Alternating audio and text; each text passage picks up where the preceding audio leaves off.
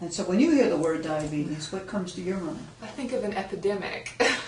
I think of something that's just becoming more and more prevalent. It's spreading not only from adults, it's going into the younger generations, and it's a scary thing. People are afraid of it, and they're confused. They don't have a good understanding, I think, of diabetes. It's a complicated disease, but I think there's an urgency associated with that word. Something needs to be done in order to kind of reduce the prevalence, because it's spreading so rapidly just over the past few decades.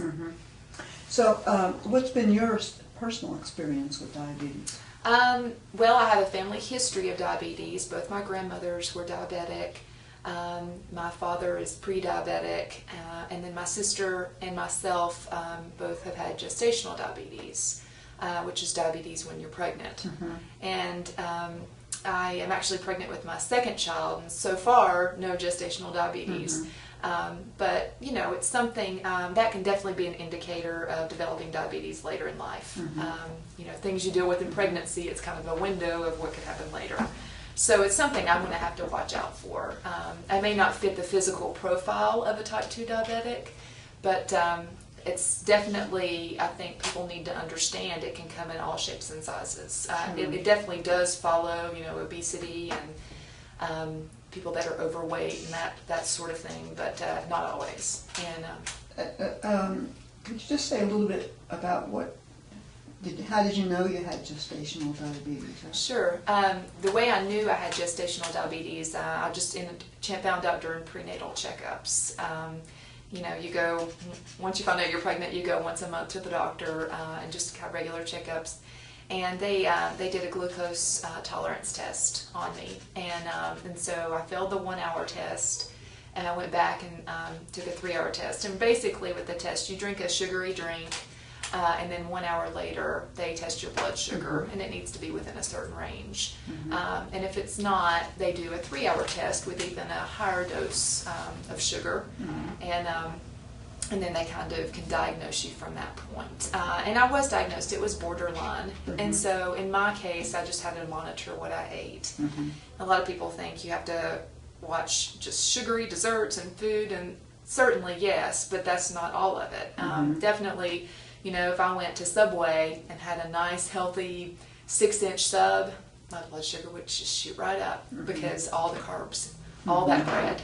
So how far along in your pregnancy were you when that? I was it's probably 6 months. Okay. Yeah, so about 28 weeks. And where are you at now? 25 weeks. Okay, but so far no signs. So far no signs, and I actually will have the glucose tolerance test at my next appointment in 2 weeks. So so we'll know from there. But I still have a kid, and I check myself, and so. You know you're okay. So far, yeah. My A1C the last time I checked was 5.1, so that's a good sign. Now I know that you're a pharmacist, and so you work with people that have diabetes. I wonder if you could just kind of talk a little bit about that experience. Right. I see a lot of folks with diabetes. I'm involved with the Diabetes Coalition of Russell County, and I also volunteer quite a bit of my time with diabetic support group meetings. And people that attend those meetings, they often do well because they care enough to come to the meeting to try to take care of themselves.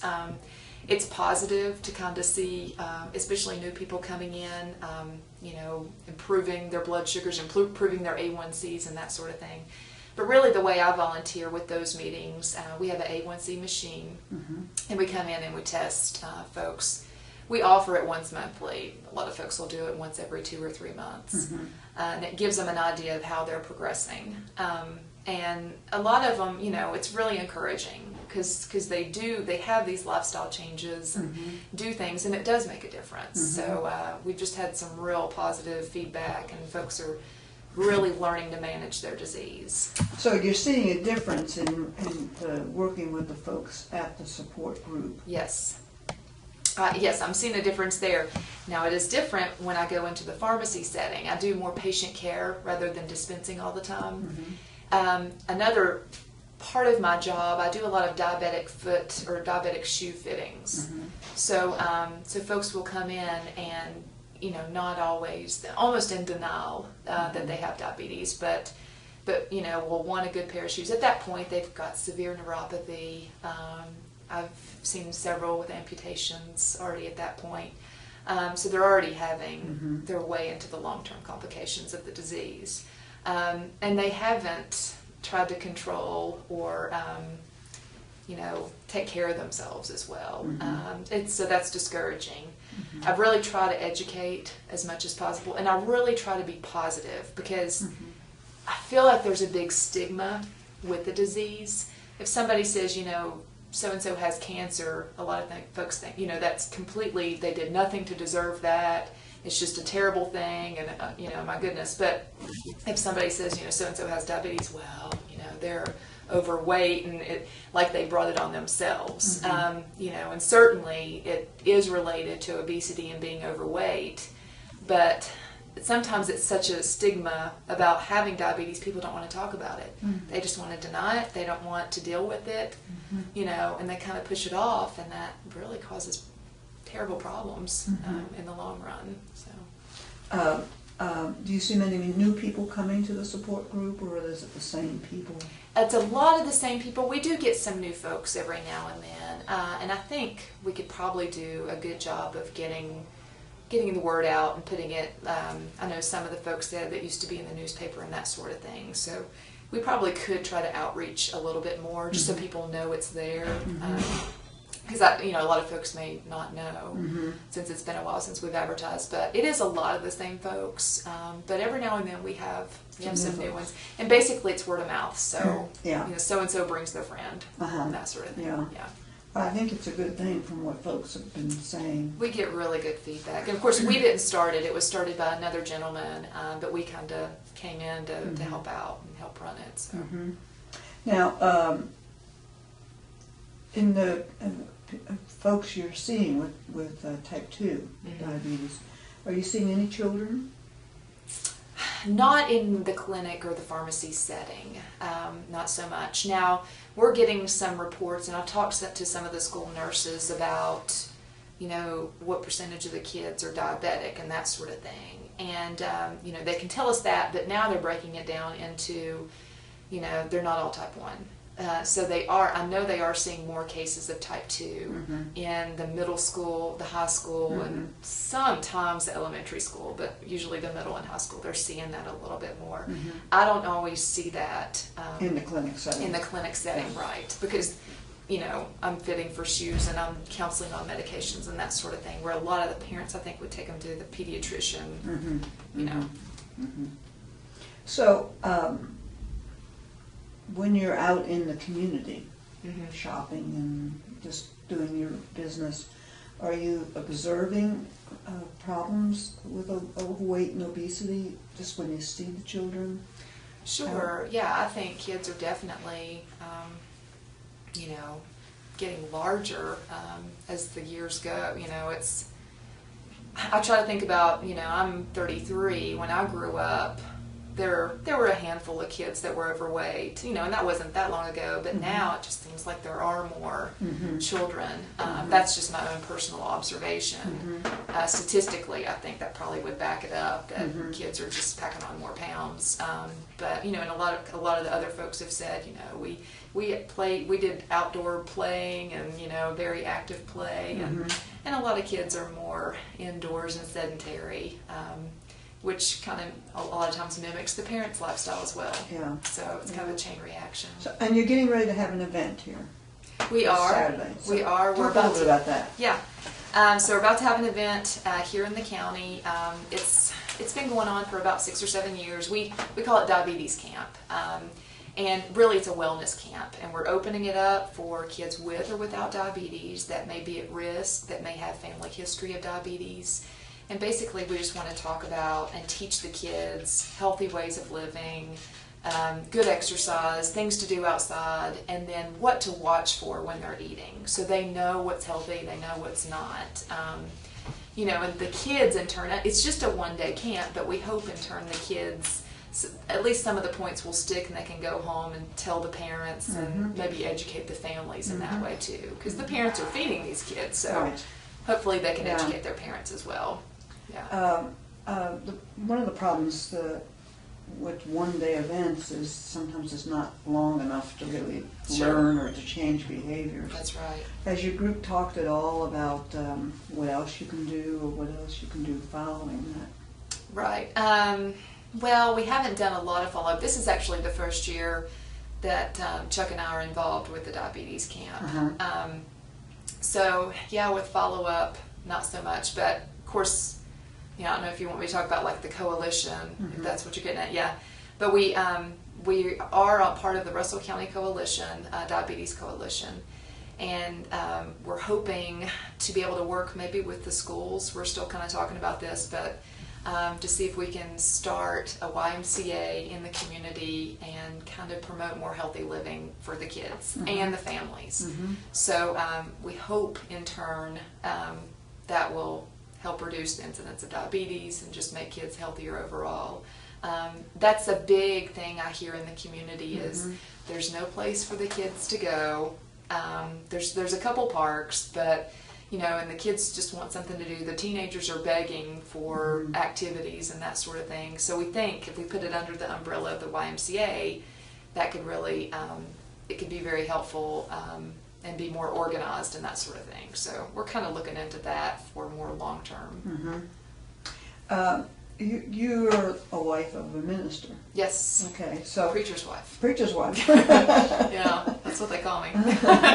So, how do you see this idea of health and wellness fitting into the life of the church? Absolutely. I think it should be ingrained in part of the church, and I agree with what a lot of other folks have said.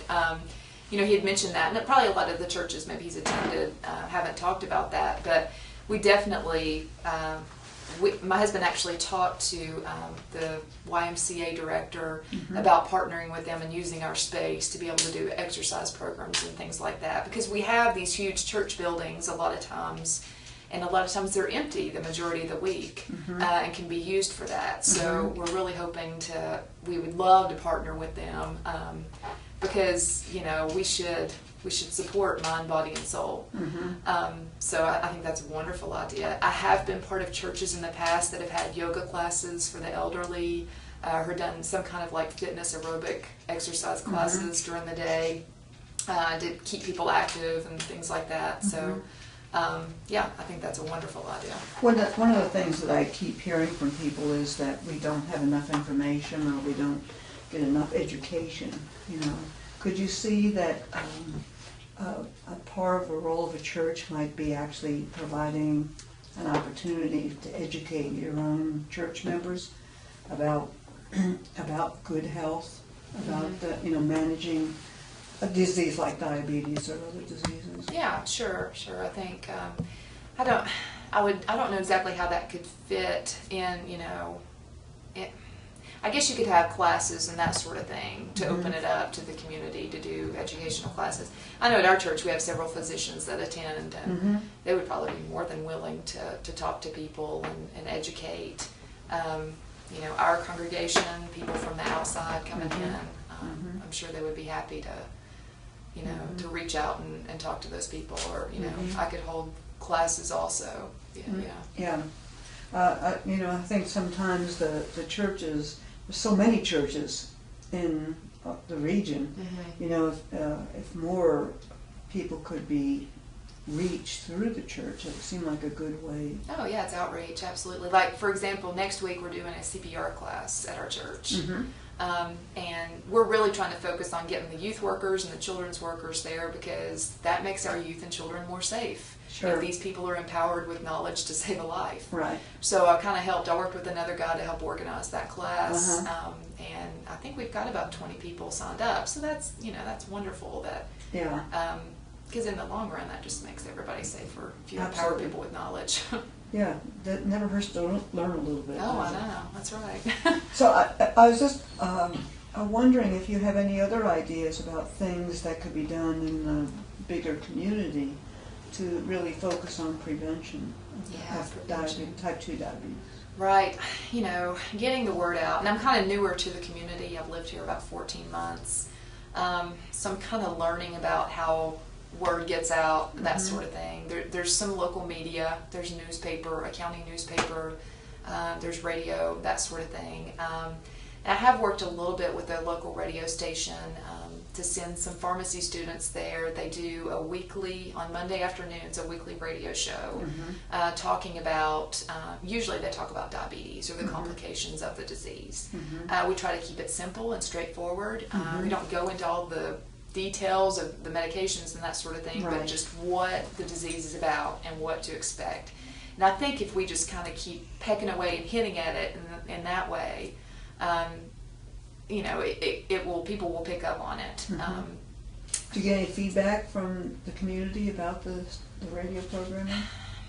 I've not heard, you know, how many. It's a bluegrass station, but yeah, I've not heard a lot of feedback. I don't know how many people it's reaching, so that's one outlet. Yeah, but it would be interesting to know actually how many you are reaching. You know, and the thing is, in this region, is that some of the people are related to one another in so many ways.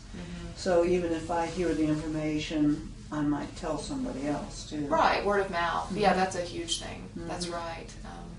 Because everybody's very interconnected in the small community. Exactly. Yeah. Exactly. Okay, well, I think that's really all the questions specifically I had. Is there anything else that you want to just kind of share that you think might be important for people to know? Yeah, just, you know, I guess hit on again, I just would hope the stigma of diabetes could kind of go away a little bit, because I know a lot of people I talk to in the clinic setting are embarrassed, or they just don't want to talk about it, you know, they don't want to address it. They feel, my perception is they feel like it's their fault. You know, it is what it is, and we need to address it and kind of move forward from there and not get stuck in this rut of, you know, letting these long-term complications set in. And I often try to use myself as an example. Even though I've just had gestational diabetes, I want them to know it can happen to anybody. And if they lose weight and they, you know, have a healthier lifestyle, they're going to feel better. All these other, you know, back problems and all these other problems they have with high blood pressure and that sort of thing will improve as well. So yeah, I just hope that there could be a more of a positive spin on, you know, treating diabetes and having a healthy lifestyle, because I've seen very positive things happen from that. I just have one last question. Yeah, I sure. just thought about, because you're a young mom and you have a 3-year-old child and expecting again. So what kinds of advice would you give to new moms and parents about raising your children so they can have a better quality life and a long, healthy life? Yeah, well, you know, be active with your children. You know, you can push your kids out the door, I think, and say, go play, or, you know, once they get old enough to play outside. But if you're kind of out being active with them, they see the importance of that. They're going to mimic what you're doing. So I think, I see, you know, a lot of parents, they just, you know, go do this, but a lot of times if you go out and kind of play with them and that sort of thing, it emphasizes the importance of being active. And then, you know, you need to eat healthy, so your children see you eating healthy, you know, and in turn they'll understand that. They develop lifelong habits, healthy habits for life. So. And you're a busy mom. Yes.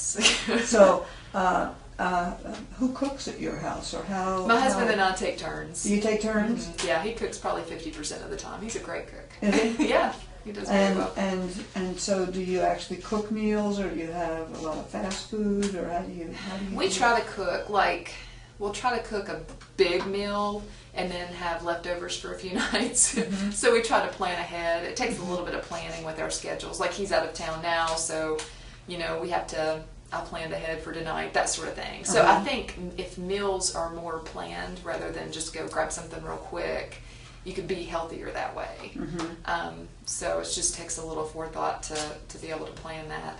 But yeah, with us both working, it takes both of us to be able, you know, I know it's got to be real tough for single moms and that sort of thing. They're just always on the go. But yeah, and finding ways to teach young women and men how to cook. Right. You know, we're all watching. It's becoming a lost art. We're watching on television people cooking, but we don't cook ourselves. Well, in the culture here, people love to grow gardens. They love to have their own garden and fresh vegetables, and it's great. It's really, I think that's a positive that's ingrained in this culture. Yes. Hardly any of the people in my generation know how to can, and know how to preserve that food. So my mother does, and I need to get her to teach me, but it's becoming a lost art a little bit. But I grew up on garden vegetables and that sort of thing. So I think if that could continue, that would be a real positive in the community. Yeah.